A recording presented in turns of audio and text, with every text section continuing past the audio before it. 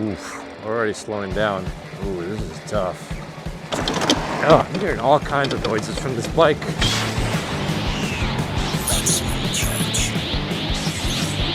Hey, how's it going? Welcome back to the channel. Today we're checking out the Puckipuppy Labrador. Puckipuppy sent me this bike to review, and the only reason I accepted it is A, apparently it's actually popular.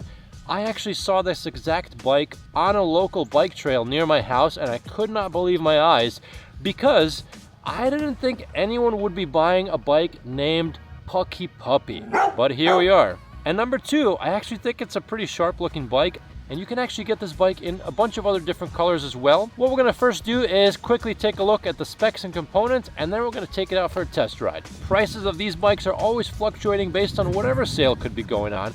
So to get the most up-to-date price, check the link in the description below, and I might even have a coupon code down there as well that could save you a couple bucks. Let's jump right in. At the top we have ergonomic style handlebar grips, left-hand side vertical push thumb throttle, 5-button simple control panel. This bike comes with Logan branded hydraulic disc brake levers with dual piston calipers and 180mm rotors. Same exact setup in the back. Turning the bike on, you hold the power button, and there it is. Hello. We can see our speedometer, our odometer, how much power you're currently using. Right now we're not using any, so it's on eco. And this bike comes to you by default with 5 pedal assist levels, but you can switch this to 3 levels if that's something you want. This bike actually comes in locked at 20 miles an hour, throttle only.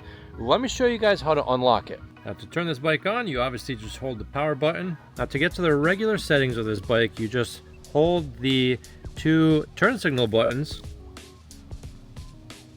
and you get to some settings like brightness, unit, startup mode, reset trip, language, and it looks like the version of the display. But if you want to get into the advanced settings and unlock your bike, you hold the right signal button, the minus button, and the plus button all at once. And then you get into a different menu where it shows you your speed limit. Let's go in there and bring that bad boy all the way up to as high as it will go, which is 99. Make sure you tap the power button to save your setting. And now in pedal assist 5, when I hold the throttle, speed goes all the way up to 33 miles an hour. You can adjust your assist level. Gives you 3 pedal assist levels or 5. We'll keep it at 5. Voltage level, don't touch that. Wheel diameter will adjust how accurate or inaccurate your speedometer is. Magnets in the motor, don't touch that. Riding modes, you can make it so that the throttle is disabled if you just do pedal only, or you can make it so that the pedal assist sensor is disabled and only get throttle. We're gonna keep it at both. Intensity setting, can we bring that higher? Yeah, I want it as intense as possible.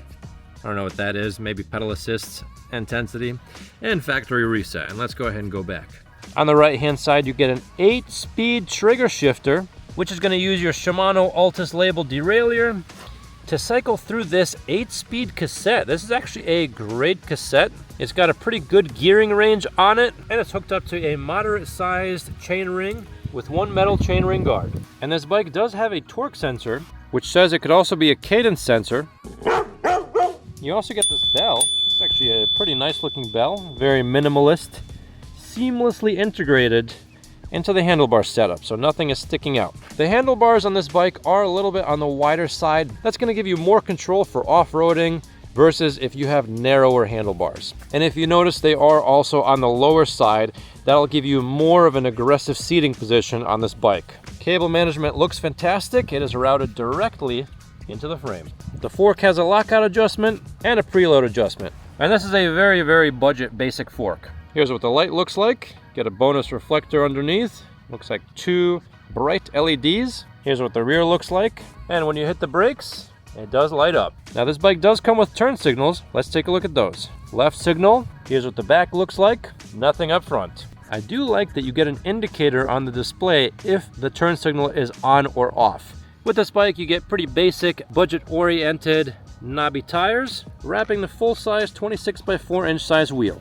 Take a look at this frame. The orange color, I don't know why, I kind of like it. And the rear shock, it looks to be some sort of a hydraulic shock, non-adjustable, very budget-oriented as well.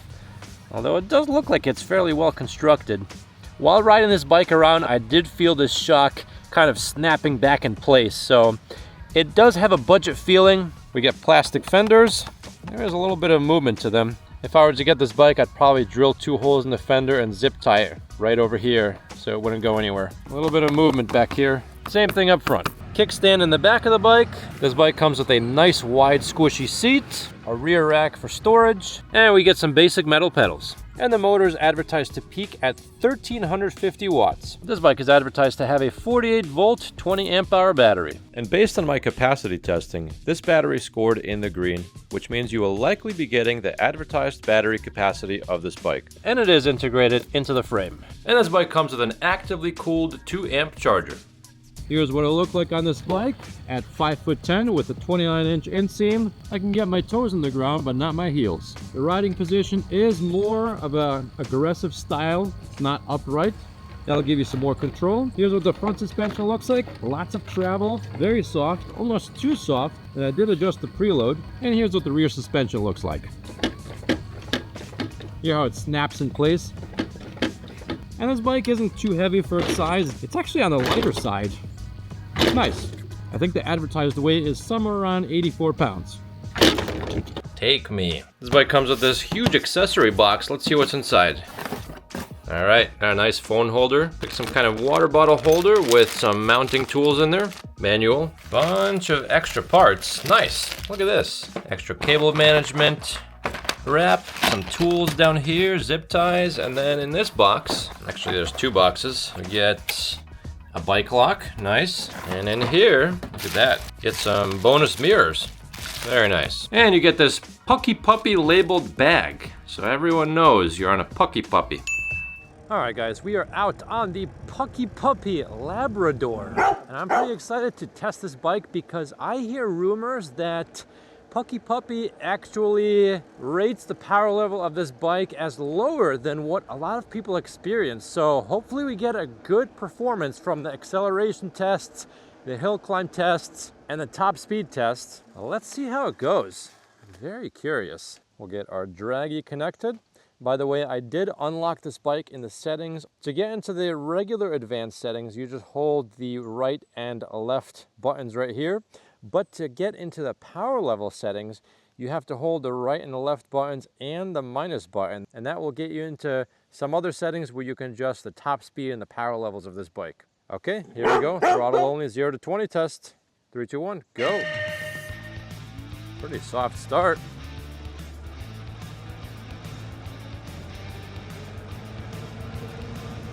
And there it is, 20 miles an hour, got it in 8.6 seconds.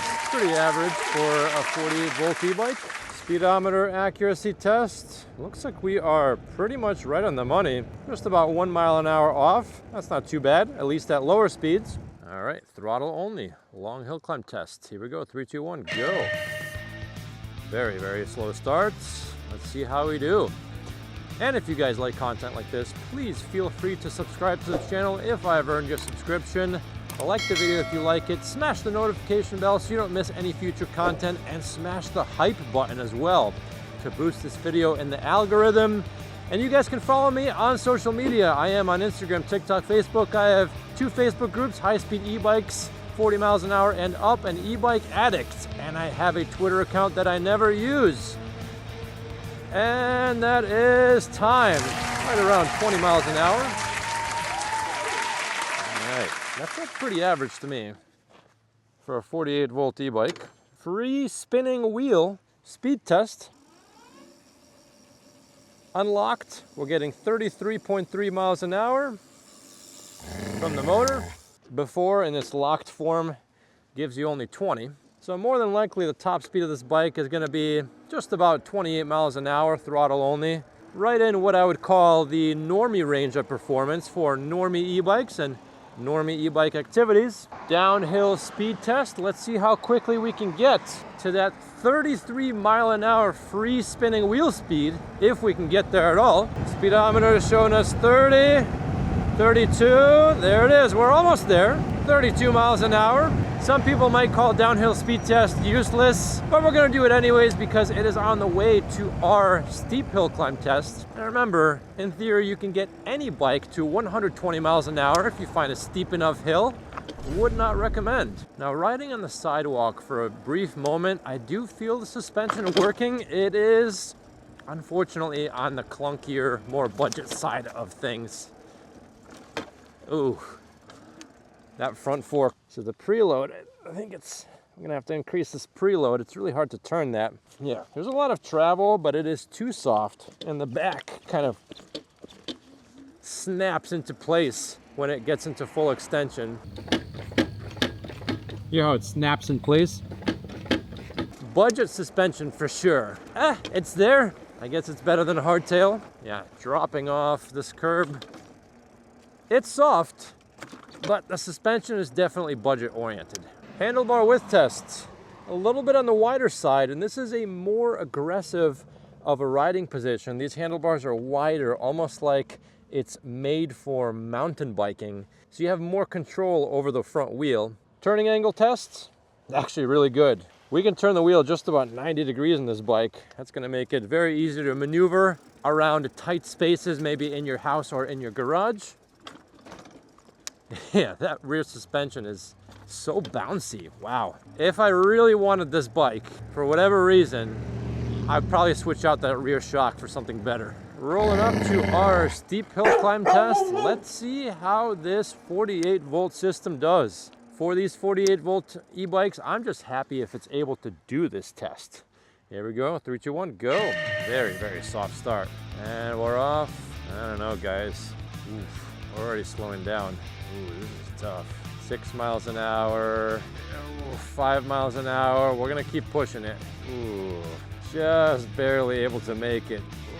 Oh man, hear that motor struggling. And we made it, 5 miles an hour going up that hill. Power-wise for this bike, I would say is average to lower side of things. Moving on down, getting the brakes warmed up for our next test, which is our 20 mile an hour brake test. We're gonna try and get to 20 miles an hour and then hit the brakes, use these parking spots to measure the brake distance of this bike. Ready, brake.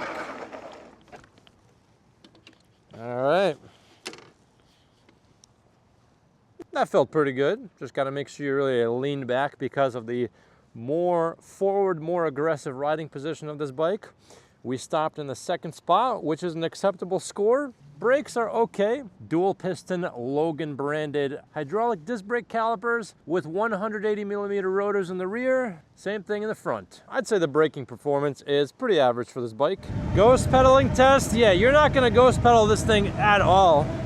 I'm still getting tons and tons of resistance into the 30 mile an hour range. And just hanging out on the sidewalk for a quick second. Oh man, that rear suspension is very, very bouncy. And when it does extend through, it snaps into place and you definitely hear it. It is a softer ride than if this bike were a hardtail. But again, if you really want this bike for whatever reason, probably want to switch out that rear suspension, in my opinion. Oh, yeah, I'm hearing all kinds of noises from this bike while on this bumpy terrain. Dropping off the curb. It is softer for sure. And the larger 26-inch size wheels with the fat tires is gonna soften the ride up even more than if this were a hardtail. Yeah, I'm hearing all kinds of things. I do hear the kickstand rattling around. Let's see how this bike does on the sidewalk of doom. Probably the worst maintained sidewalk in America. It's like being on the surface of the moon, but it is a great suspension test. Yeah, I am being thrown around by that rear shock. There's not a lot of dampening in it. It does move, but it kind of bounces you around. Oh boy, man, I almost feel bad for this bike. I feel like it's gonna self-destruct from me riding it this hard, or it's just gonna throw me off. And now we're at our secondary top speed testing site. Let's pedal up to speed and see where this bike takes us. This road does go downhill initially and then flattens out. Again, we did unlock this bike and look at that. We're hitting speeds of 30 miles an hour, throttle only. That's pretty solid for a 48 volt bike. Let's do that again. Going the other way, pedal up to speed. We're on the highest gear, getting lots of resistance. You guys are not going to be ghost pedaling this bike at all. Pedal, pedal, pedal, pedal, flattening out, holding 31, 30, still holding 30, going uphill now. Not bad. 30 miles an hour, that's pretty solid. The throttle only speed. Speaking about pedaling, let's talk more about the pedaling experience of this bike. So it is a standard bicycle frame. You're going to get great pedaling geometry. You do have that aggressive riding position. So it's going to encourage more hip extension, kind of set up more like a mountain bike. So you can get more leg power. Pretty big range of gearing on this bike. So this is the lowest gear right now. So bringing it down to pedal assist 0. Here's what my legs look like going 10 miles an hour on this bike. So nice, pretty low gear on this bike. And that high gear is plenty for the amount of power and speed that you'll get out of this bike. And this bike having a torque sensor will give you a much more natural pedaling experience. So right now I'm barely pushing into the pedals, but if I push harder, I hear that motor kick on, and it is working a little bit harder. And by the way, that motor is on the quieter side. It's not all that loud. Some of these geared hub motors can be very loud, and thankfully this one is not. For a thumb throttle e-bike, this has my favorite setup. Thumb throttle on the left, trigger shifter on the right. I do like a lot of the features of this bike, the ergonomic style handlebar grips. It does have the turn signals, which is nice, with indicators on the display, of course. Very nice looking bell on this side. I actually really like this bell design. I like the look of the display in this bike as well. Very sleek and minimalist. The seat is nice and wide and squishy. Definitely one of my favorite parts about this bike. You probably won't be needing to switch the seat out if you guys get this bike. I do wish it showed me the voltage on the display. I guess we can't get everything we want, huh? Prices of these e-bikes are always fluctuating based on whatever sale's going on, so to get the most up-to-date price, check the link in the description below, and I might even have a coupon code down there as well that'll save you a couple bucks. And if you guys don't want to buy this bike, but you want to support my reviews, please feel free to subscribe to the channel if I have earned your subscription. Like the video if you like it. Leave a comment below. What do you think of the Puckipuppy Labrador? What a brand name. Would you buy this bike? Why or why not? You guys can follow me on social media. I am on TikTok, Instagram, Facebook, and I have 2 Facebook groups, High Speed E-Bikes, 40 miles an hour and up, and E-Bike Addicts. And I have a Twitter account that I never use. And that is it for today, folks. Until next time.